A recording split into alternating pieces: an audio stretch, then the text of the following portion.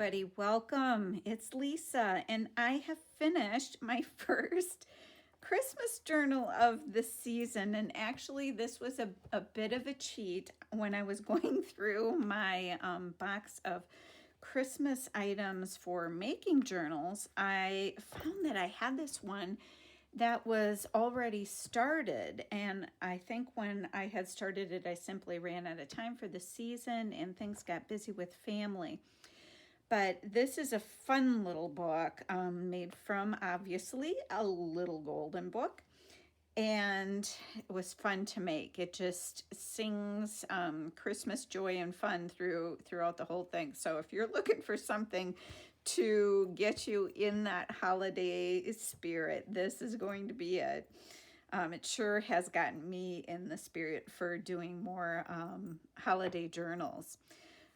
It is has been reconstructed with a new spine so I could fit the signatures in, and it has an exposed spine with some green, white, and red buttons on the back, and they're all vintage buttons.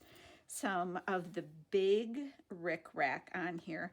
The spine is 1.5 inches wide, and the book is, I believe, 7 3/4 inches high. It's got a little sparkly snowflake on here with a little green bow and some book corners. So let's go inside. In here, you see we've got some end papers. I did redo that. You could see the child's name on the inside of the book, and on this book, sometimes I leave it, sometimes I just feel like covering it. So I put some new end papers in. The story, the Jingle Bells story, that's illustrated by J.P. Miller, and it is rewritten based on The Christmas Carol by Catherine Daly. And I want to say the copyright on this is 1984, so it's vintage but not old, I would say. Given my age, I don't say it's old. So, but the illustrations in this book are absolutely delightful. And let's go inside. The whole story is intact and in the right order throughout the book. It's got coffee dyed papers and some holiday paper edges on the end of it and of some of the pages. And this is the kit that I used for some of the pages, which is called Vintage Christmas by Liana Scrap. Again, I really like her journals. So it's got writing space inside. Here's more of the story. It's got stamping, more of the edges. And then, of course, we get into some embellishments. Right in there, and here is this enormous tag that was made using an image from a vintage Christmas children's book. You can journal on the back, and it has a nice scrappy piece of Christmas fabric. And then we keep going through the book. And here's some more. This is a tri-envelope collection here with some ephemera in it and some little journaling cards inside of the pockets. There's another. And here's the other one here. So there's lots of writing space and pockets to put your holiday photos, your recipes you use, your Christmas meal plans. This is an image from a delightful repurposed old greeting card that I put in here for a journaling card, but I saw this Santa one in my collection and he just had to become a part of this book. Here's a little tuck. Isn't this fun? I love her images in this kit. Here's another stamp. It's a Tim Holtz stamp. And this flips up so you can write on the opposite side. This paper that I used on the edges has like some kind of a texture to it. How would I describe it? almost like an oilcloth kind of feel, if you've ever felt oilcloth. More of the story.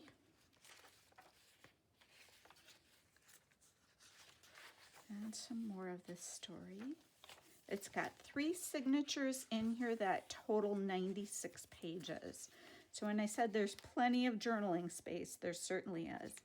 This is a stamp that then I hand painted it in to give it some color on here. And it's on an interesting fabric.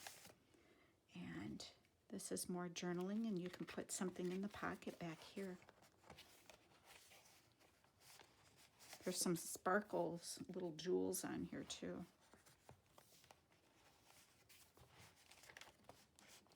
Sorry, I'm doing this from kind of an awkward position.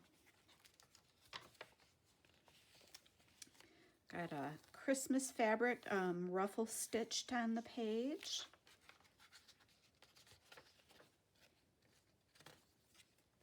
Isn't that pretty? And throughout the journal are these little, as Liz would say from Mrs. Coggs, some drippings. Here is, in this signature, come on, is a candy cane and some Christmas bells. There's mittens on here, a snowflake, Santa, and a Christmas tree.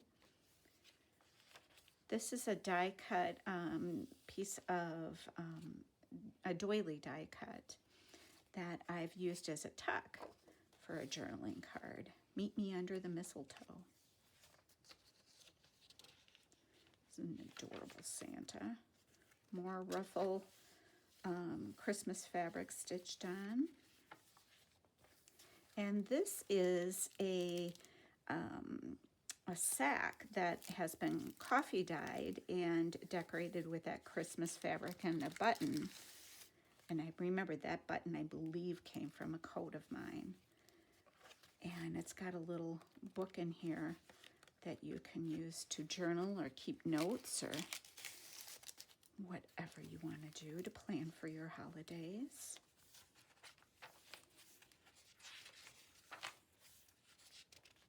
Look at that.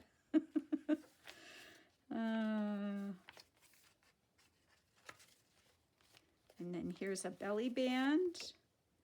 This image looks so much like a friend of ours, their son when he was little. This is a hymn from an old hymnal that's backed onto. And this is an envelope with a journaling card here, Winter Wonderland. Tucks neatly in here and coordinates well with the paper of the envelope. This is a snowflake with some sparkles on it, and inside here is another journaling card.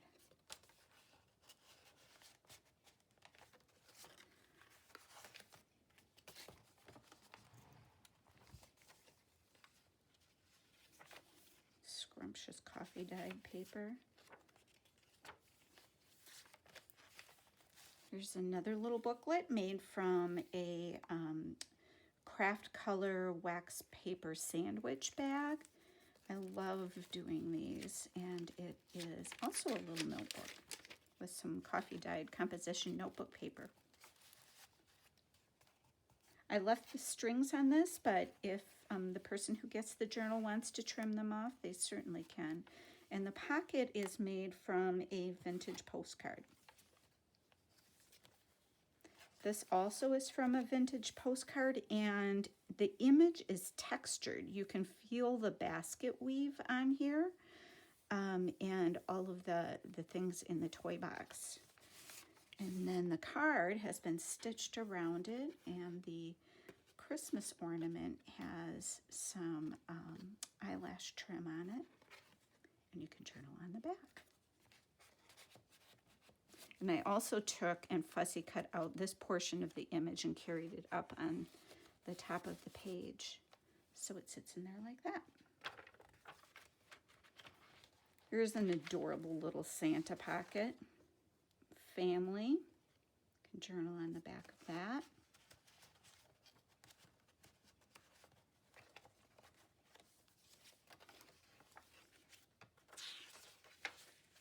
And that is the last image of the story, ending with the song Jingle Bells. So there's the book. I left the back of it is still with the golden book, so somebody can definitely see that this indeed was made from a little golden book. So this will be on my Etsy, Junk Journal Gems. Just take a look out there if you're interested in it, and I thank you for joining me. I hope you have a great day.